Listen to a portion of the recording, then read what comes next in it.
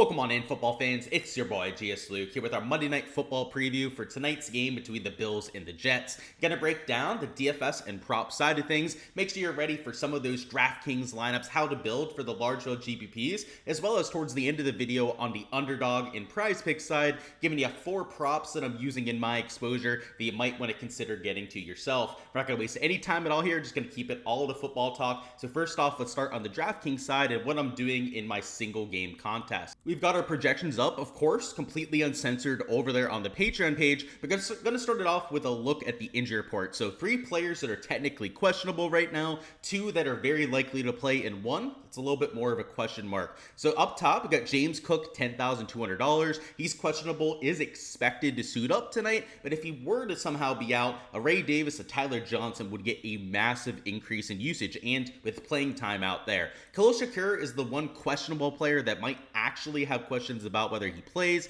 As of right now, I've got him projected out, so huge increases to Keon Coleman, a Matt Collins, also Curtis Samuel when it comes to their projection, but that is far from a for sure. So something that you're going to have to track before lock is whether Khalil Shakir is going to play. And then the last questionable player is Tyler Conklin, also projected in as of right now, so not as big a factor out there for Monday Night Football, but if for some reason he was going to be rolled out, that would lead to an increase in usage and workload out there for Jeremy Ruckert. So a few different injury situations to go out there and start this thing off, but the second best place to start is out there from the ownership perspective when we're looking at game theory and knowing where the field is going to play. And for tonight, it's real simple. It's a whole lot of 3-3 builds, very balanced with just a 1-point spread, and then a lot of 4-2s out there for either team. A lot of people lack creativity when they have a spread like this, and while if you have a 5.5 to 7-point spread, people have no issues getting to 5-1s for that team. When you have a close spread like this, it's all very predictable. People will play both quarterbacks, a couple wide receivers, maybe a running back from either team, and if they're going to change it up, and I'll put that in quotes because a 4-2 isn't really all that much different, that's as far as they'll take it. So if you're going to play in the big 50 to 100,000 plus entry contests, know heading in that if you get off that 3-3 build, maybe it's a slightly different 4-2 or especially a 5-1 stacked lineup that is going to get you infinitely different to what everyone else is doing. Whereas if you agree with that popular game script, let's say you agree with that 1-point spread favoring the Bills tonight, then you probably want to stay away from those large field GPPs just because you don't want to duplicate yourself with 1,000 other entries if you end up getting the nuts. Whereas if it's in a smaller field contest, maybe you're duplicating 2, maybe 3 times in a couple hundred entry contest, that's not going to be the end of the world when it comes to your ROI. So I think heading in, you should know what kind of game script you want to build for tonight. And if it is that chalky game script, then maybe just change up your contest selection a little bit, right? Try and stay away from those large field contests because you are going to run into a lot of dupes if you head that direction. But now going player by player, let's talk through some more nuance when it comes to who I'm using. So up top, we got Josh Allen at $11,000. He is expensive. Last Showdown slate, the most expensive player was under $10,000. That was for the London Showdown slate. I think it was DJ Moore was $9,800. So $11,000 isn't something we always see for Showdown, but honestly, Josh Allen is worth that kind of price tag. Him, a Jalen Hurts, these other rushing quarterbacks like Lamar Jackson just have such a higher ceiling than the rest of the field that they deserve to be well over $10,000. So the price tag is high. Also, the ownership is high at nearly 75% combined ownership. But you can't really talk yourself off of it because of how well he projects. He's one of the better points per dollar values towards the top end of the board, and when you compare him to Cook or even Garrett Wilson here, he's a better cash play even at that price tag. James Cook, we already mentioned he's questionable, but if you're going to run some Bills heavy lineups, he should be a fixture, especially if you're going with a 5-1 full stack. A Garrett Wilson at $10,000, maybe a little bit expensive, but did see 23 targets the last time out, over 10 receptions, so has shown an ability to get there even at that kind of price. Breece Hall's the best play towards the top end of the board, especially if you're looking at efficiency when it comes to price tag. He's $9,400 and projects for over 1.8x points per dollar. So that's the idea with Breece Hall. A very efficient price tag is going to get you some touches out of the backfield as a wide receiver. Also a rushing yard line at nearly 60 rushing yards. Touchdown equity at 50%, maybe even slightly higher than 50% out there for tonight. Just a a lot of good that you can say about Hall. And what you like about him is that he's a little bit script proof too. He can get you there with the rushing usage if they're playing from way ahead in the 5-1, or if you're even using him as a buyback as one of maybe the 2 players that you're using on the Jets. He also has that receiving upside to get there as well. Very affordable price, a $9,000 Aaron Rodgers. So if you have the money, if it makes sense with the game script you're going with, definitely jam them into lineups where you can. There's Shakir, again, could be out tonight, so we're going to have to keep an eye on that. Dalton Kincaid at $8,200. If Shakir is out, he is the best play on the entire slate. But even if Shakir isn't out, Dalton Kincaid has a good matchup tonight because of how strong the cornerbacks are on the Jets. Those outside wide receivers, whether it's Shakir or a Coleman, Samuel, Mac Hollins down there at a super cheap price tag, they're all going to be dealing with some of the best defenders in the NFL. Whereas Kincaid, it's not like he's being completely slept on by the safeties and the linebackers in the middle. It's just a much more average matchup. So you've seen a lot of teams use tight ends against the Jets just because of how strong the matchups are outside. And given that Kincaid is already maybe their best player at catching the football, right? Whether it's wide receiver or tight end, I like that a whole lot. So we'll talk about that later, especially when we get to props. But $8,200, I think, is more than fair. And I know 1.3x points per dollar doesn't look great, but if Shakir's out, that is going to go way, way up. I got Allen Lazard here, $7,200. He doesn't have the highest ceiling, unfortunately, so that's why I don't love him for tonight. Also carrying ownership at about 30%, so it's not like he's being completely overlooked.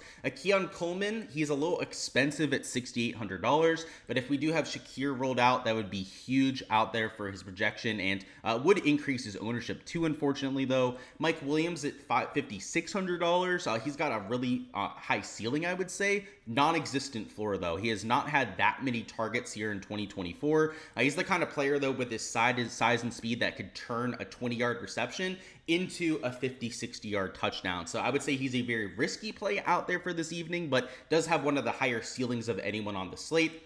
Braylon Allen has been the most productive running back out there for the Jets. Unfortunately, though, not seeing nearly as much usage or snaps as Breece Hall, so limits his upside, especially because he's a whole $5,400. It's not like he's super cheap. Ty Johnson is really expensive for the kind of projection that he has, but if for some reason James Cook were to be rolled out, I think that's why he got the huge price increase here. He would be a massive value at $5,200. Tyler Bass is projected way over his 1.5 field goal line tonight, so he's one of the best projecting kickers that we've had the entire year, partially because of how strong that Jets defense is. They're expecting them to get down into field goal range, but not necessarily to punch it in all that often. So I'm going to follow the projection. I'm going to follow the Vegas odds there a little bit and probably play a little bit of Tyler Bass myself tonight. These defenses would be great if you're trying to go for a more differentiated build. If you're building a 5-1 in either direction, the defenses should be a part of that kind of lineup. So if you're in the large field GPPs, I think a real easy way to differentiate yourself is going to be to include these defenses. And it's not so much that their individual ownership is all that low. You can see 23% on the Bills, 22%, nearly 23% out there on the Jets as well. It's just more so the kind of lineups that you're using these defenses in are just by default going to be lower owned because they're not likely going to be a 3-3 or even a 4-2. You're not going to see that many defenses used. Greg Zuerlein's an okay projection, kind of like Tyler Bass, better projection than you usually see on these kickers. Ray Davis would be a huge beneficiary if for some reason you had James Cook rolled out. Curtis Samuel down here. Mac Hollins, worth noting that when Shakir went out last week, saw a ton of downfield targets. So if that ends up happening, which I would say is like a 50-50 prospect right now, $2,400 Mac Hollins would be by far the best value play on the slate. You've also got Dawson Knox here, who has some red zone upside. I already mentioned that Ruckert would see an increase in snap share if for some reason Tyler Conklin didn't play. But outside of a Knox, a Ruckert, maybe an Xavier Gibson if he can take a gadget play and make it a big one, these other value plays down here are mostly injury dependent. And because we do have 3 players that are still questionable, we might have some value that opens up. But if all these guys are active, let's say that all 3 of these questionable players end up playing, there's not going to be much to go with down here. Like, maybe you get a touchdown out of Mac Hollins and he takes it. Maybe Dawson Knox can vulture a red zone touchdown. I'm going to have a lot of balanced lineups if we don't have that value open up. So it's kind of unfortunate that players like a Ty Johnson, I mean, even Ray Davis is more expensive than he should be because of the fact that Cook was questionable. So just not as many usable options on a slate like tonight. So I'm not going to be forcing it as much towards the bottom end of the board. And now for the prop side, where I've got 4 props I've already entered. You might want to consider going and adding yourself. So we're going to start off with this Garrett Wilson over at 5.5 receptions, who's an over I like partially because of the workload he saw last week, where he had 23 targets, over 10 receptions on the day, but also with a matchup that makes a lot of sense. They're slight underdogs against the Bills. It's that divisional matchup. Brand new coach coming in who's likely going to change up the play calling a little bit, had called for a little bit more running plays out there with Breece Hall, which will be important when we talk about our underdog props here in a second. But with Garrett Wilson, I still think it helps the offense. I mean, just giving them a little bit of extra energy. Garrett Wilson is the #1 targeted player in the NFL so far this year, and that is through week 6, and he has not even started this week yet. He has 54 targets, which is tied for first in all the NFL, and then tonight it's just going to be gravy on top of that. So you're telling me that we're getting the player that's getting the most looks out there, hasn't necessarily translated that into the most receptions here in 2024, but you've got Aaron Rodgers throwing the ball. He's a Hall of Fame level quarterback, very accurate. Garrett Wilson gets a ton of separation with the kind of routes that he's running. It's just, he's bound to have some positive regression. If you're getting that many looks, you're that high talented of a player, right? You've got a quarterback like Aaron Rodgers throwing it to you, it is eventually going to translate into big games. So I think what we saw last week was not a fluke. That is maybe an extreme example of the kind of games that we're going to see from Garrett Wilson, but why I'd like the over here at 5.5 receptions. So I believe on books like Pinnacle, he was like -125 towards the over. So there's a little bit, and I'll emphasize a little bit of line value over there on some sports books, but I'm more so worried about it from the traditional analysis perspective and how much he's getting the ball, how many looks he's getting from Aaron Rodgers. He's essentially getting spam targets like you would in Madden, right? You're going out there trying to juice up the stats for a specific player. That's legit the kind of game that Garrett Wilson had last week. Then the over I'm taking on Kincaid here is at 4 receptions. So there's some push equity at that kind of number. He's at 3.5 on a lot of sports books, but he's in the -160 to -200 range for the over, which is not normally the kind of juice that we'll see. A lot of times books will get close to -140, -145, and then bump it to the next number. In fact, you did see Pinnacle move this up to 4.5 receptions for a little bit.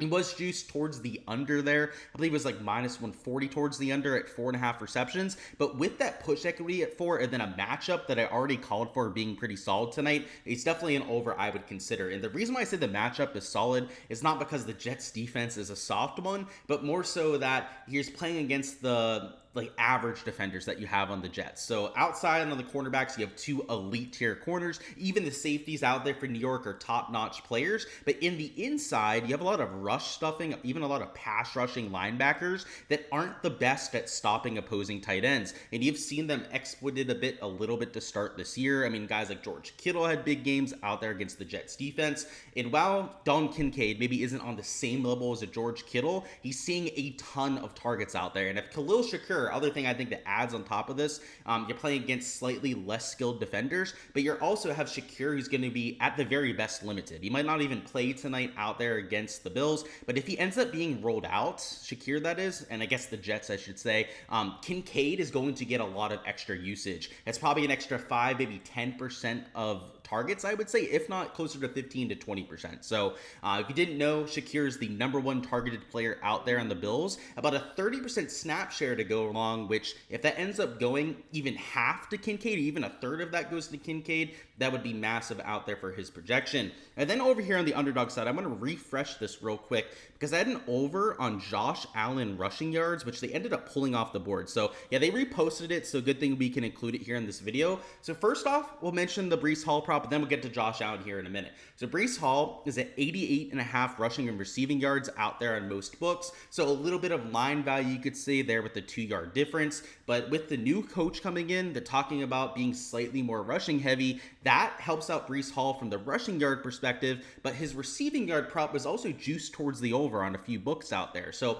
I was already looking at his rushing yard prop, a lot of because of the narrative of them trying to run more, but also looking at the receiving yard prop. And then when I saw that this line was 2 yards lower than the other sports books have it at, I had to take the over on it. So it's at 86.5, a little 2-yard discrepancy there. But even more importantly, a player that has been getting involved every single week, and he has big play upside every time he touches it. He's one of the most electric players that we have in the NFL. Pretty decent run blocking O-line when they get things moving. So hopefully the injection of energy with the new coaching staff can get things going. And Breece Hall would be a huge beneficiary if they can get things going on the ground, whether it's him or Braylon.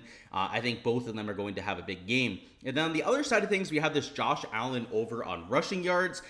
Really tough passing matchup. Quarterbacks have not had a very good go against this defense. But you did have Will Levis rush for 40 rushing yards against this defense. And they haven't played a lot of mobile quarterbacks to this point, so there's not a lot of good comparisons to be made. But if you're going to let Will Levis go for 40 rushing yards, Josh Allen is a far superior athlete, a much better rusher than what you have there with Will. He's also been using the legs quite a bit this year. Here to start 2024, divisional game, close spread. It's only a 1-point game, should say competitive for most of the evening. All of that really helps with Josh Allen. So I got him at 33.5 rushing yards. That was bumped up by 1 yard. Not a massive difference, does not really change my stance on the prop whatsoever. So I would still take the over, but I guess it's worth noting that a 1-yard bump does matter because I ended up losing a CD Lamb prop on Sunday that had an over 89.5 receiving yards, and if you know, he got 89 receiving yards. So those 0.5 bumps do matter, especially when it's an entire yard, but I still like the over here in a Josh Allen. He was like minus 130 for the over at 34.5. I think that was on DraftKings. Most books had him at 34.5, so there was a 1-yard discrepancy compared to the line that I was getting. But even at 34.5, you had some juice towards the over, and it's more so the matchup that I like here. So just like the CBs, the passing defense can be real tough against the Jets defense.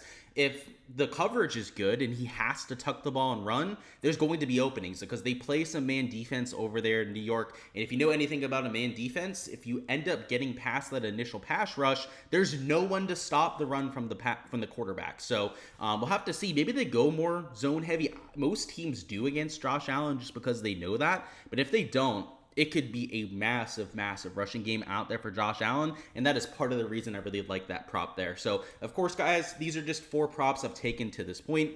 All the different exposure I'm entering, whether it's on Prize Picks, Underdog, or even on Hard Rock Bet for single bets, make sure to check out the Patreon page for that too. Of course, there is where you can find the spreadsheets over there with my projections for every single game, but also on the prop side of things where you can get all the exposure I'm getting to as well. That's all I've got for the Monday Night Football preview. Before you hopping out of here, go ahead, smash that like button for me. Subscribe to the channel so you don't miss any of the content to come. That, of course, will include our Thursday Night Football preview, our Week 7 main slate as well, so make sure to check that video out, as well as all the golf content here in the fall. We've got the Shriners Children's Open, a few other events here during the fall swing, and then back in 2025 with the entire schedule. So we got a lot going on. Great time to be a sports fan. Best of luck with all of your exposure this evening, whether it's over there on the prop side of things or in a few GPPs. Let's take some stuff down, cash out, make it a green night, and hopefully one that's a whole lot of fun as well. So I appreciate your support here on the channel, guys. Best of luck with all that exposure that you're getting to. Like, subscribe, and also comment down below your top scorer on tonight's Showdown slate for a chance to earn a free month on my Patreon. And if you can give me the top scorer and their score, and it'll be the raw score, not their captain score,